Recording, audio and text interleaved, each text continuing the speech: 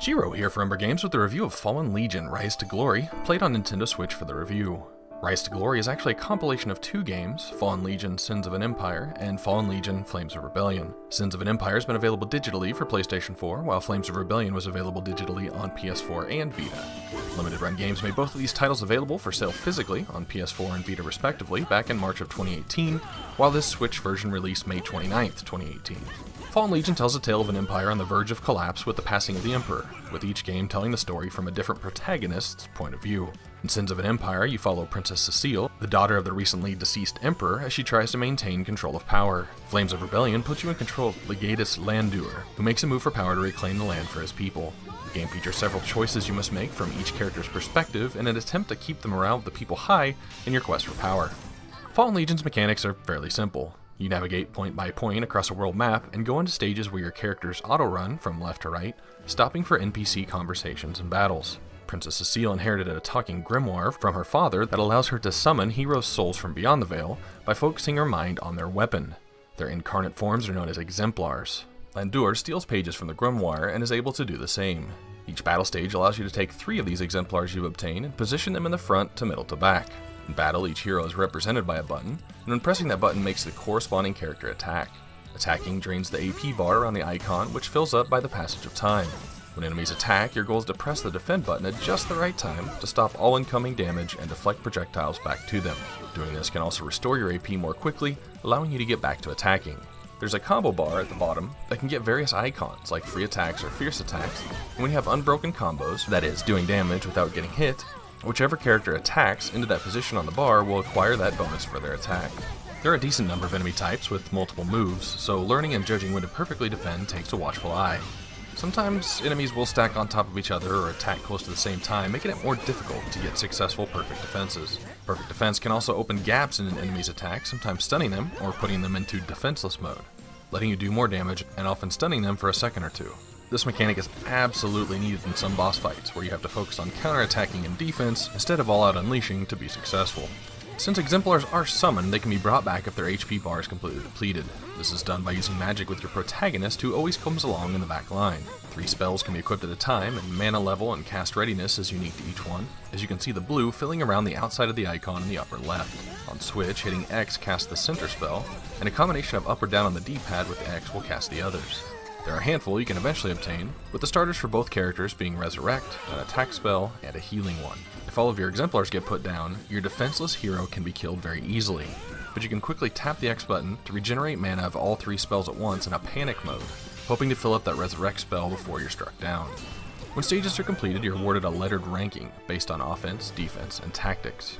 It wasn't always readily clear to me what gave rankings, although it seemed the more I got perfect defense, the higher my defense ranking was. I saw C, B, A, and S, and an average of the 3 gives you your final grade. An S ranking requires an S in all 3 categories, which I was only able to actually pull off once. The most I could ever seem to get was 2 out of 3. It was difficult to tell if rewards were a direct result of a ranking, as you can replay a stage as many times as you want, and I don't know that the rewards of tributes and gems, which I'll go into here in a second, were any better or worse. Character progression in this game is fairly limited. New exemplars are awarded to you through the story, about half of them by defeating them in battle first. There are no noticeable leveling mechanics, but each exemplar had an evolution of sorts that seemed to be based on your decisions and choices, the implementation of which I'll go into further in a minute. Complete stages or make choices, you'll sometimes be rewarded with tributes. These are stat bonuses that can apply to a specific or to all exemplars, with things like 25% bonus block or 10% plus attack. Tributes are activated in battle when a decision is brought forth and a choice made. Gems can be equipped 3 at a time and also contain character bonuses as well as additional spells when they're unlocked. These bonuses will permanently be applied to the exemplars as long as the gem is equipped, and can also add extra icons to the combo bar at the bottom with, again, things like Fierce Attack or Haste when the character strikes at that moment. I believe Fallen Legion's main mechanic is intended to be its story delivery. There are cutscenes before some battles and some stages that are strictly conversations with NPCs, but the user input comes in the stretches between battles in a stage. You'll be presented with a sentence of explanation where 3 cards will pop up, and you choose an answer. These are things like, a unit of your cavalry was caught raiding villages at night, and you choose to punish, admonish, or recruit. The choices you make can create extra stages on the world map, raise or lower your overall morale, or cause an NPC to appear to give you an item.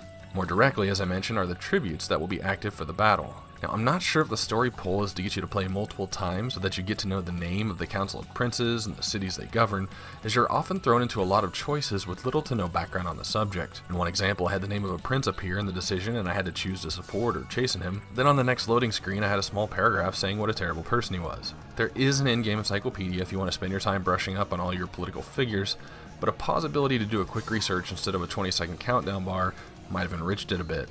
But even beyond lore knowledge, in one instance I had made a ton of decisions that didn't pay out money, like bribing or purchasing, and I got a morale boost for the wise money handler I was. Then I had a decision that said one of my cavalry units didn't get paid for a month, so I chose to pay them, and then had an NPC scold me for my crazy spending, and morale went down.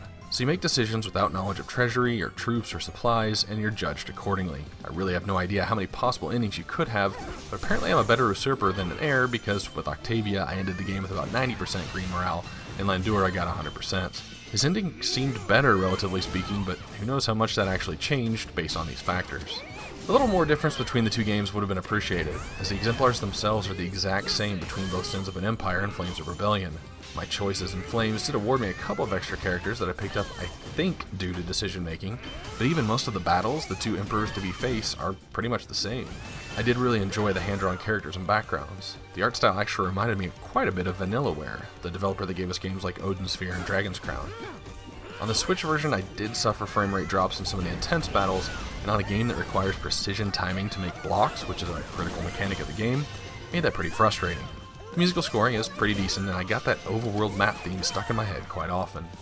There are a couple of other game modes, including a One Life mode, and a New Game Plus mode, if you want to gather all the tributes, I guess. I saw a mention online of an epilogue you can open by beating New Game Plus, but with two different titles in front of me on Switch, I didn't have another playthrough in me. Overall, the Fallen Legion games feature some really repetitive combat, that once you figure out all the ins and outs, only kept my attention for about an hour. The branching story had some merit, but being thrown in without background, making you read the endgame encyclopedia for that knowledge, as well as lack of statistical information, made decisions just feel like a gamble. The art style was cool, and some of the monster and character designs were pretty neat, and the music was good.